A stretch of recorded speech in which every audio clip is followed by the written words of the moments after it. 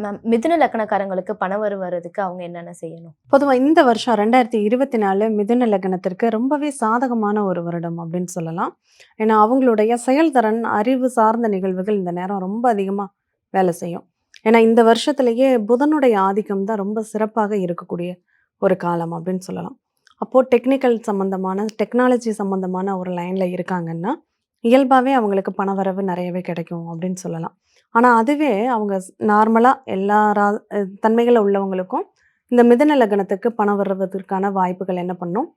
அவங்க அதிகமா கல் உப்ப தான் அவங்க வணங்கணும் அப்படின்னு சொல்லலாம். அவங்க ஒரு கண்ணாடிய வந்து பொதுவா நெறைய பேர் இன்னைக்கு பிளாஸ்டிக் கப் யூஸ் பண்றாங்க. ஆனா அது யூஸ் பண்ணக்கூடாது. அந்த ஈர்ப்பு தன்மை அப்படிங்கிறது பிளாஸ்டிக்ல வந்து அவாய்ட் ஆயிடும். ஏன்னா ராகுடைய கண்ட்ரோல். பிளாஸ்டிக்குங்க அப்படிங்கிறது ராகுடைய கண்ட்ரோல். அப்ப அந்த ராகுல எத பயன்படுத்தினாலும் அது நமக்கு நெகட்டிவான பலன்கள தான் கொடுக்கும்.